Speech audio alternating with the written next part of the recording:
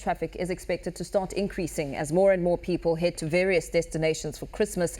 Newzroom Africa's reporter Mnisi is visiting a number of traffic hubs today as we try to get a better sense of the rising number of travellers this holiday season. He joins us live from Braamfontein, where people of different nationalities are looking to travel to their motherlands. Linda, very good morning to you. It certainly has been a busy time. I know you've been monitoring airports and you're now on the streets to get a true sense of who's travelling and where they're going. What are some of your findings?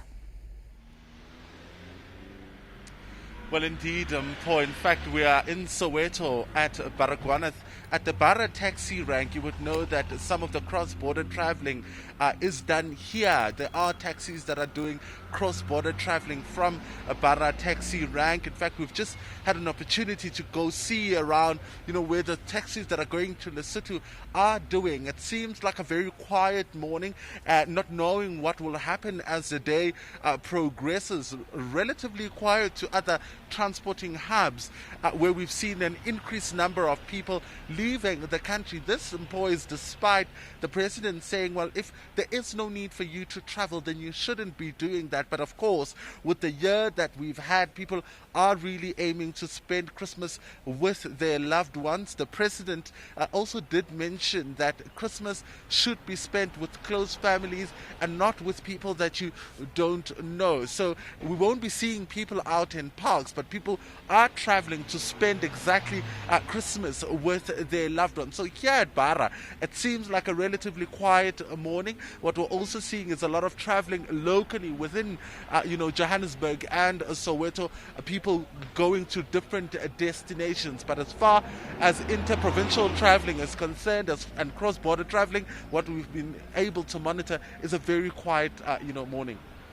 As you monitor the quiet morning, Linda, what can you tell us about some of the health protocols that have to be followed at the taxi rank? I mean, right at the beginning of the COVID-19 pandemic, we saw a demonstration of how taxi ranks would be sanitized every day and how sanitizers would be provided. What has changed? What has improved?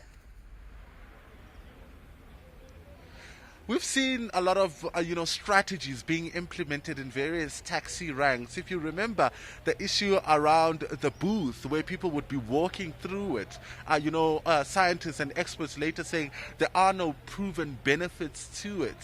Barra taxi rank is one of those that saw one of those, but it was removed after, of course, experts said that there are no benefits. In fact, it could be harmful to people's skin, eyes, and all those sort of things. And now people had gone back really to the, if one may put it that way, the traditional way of sanitizing and the basically pharmaceutical or non-pharmaceutical ways of making sure that they don't contract COVID-19.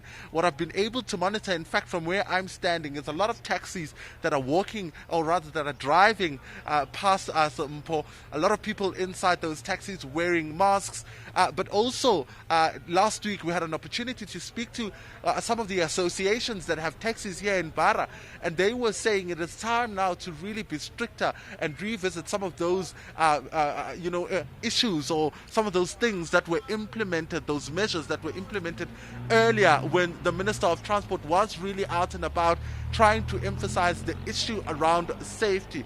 We know that with level 1, taxis are loading full capacity, so it is quite important that these measures are adhered to in light as well, of the new variant. Very well, Linda. Let's leave it there for now. Of course, we will continue to bring you updates as our reporter Mnisi gives us a true sense of the travelling processes and plans across the country. Coming to us live from Soweto in Johannesburg.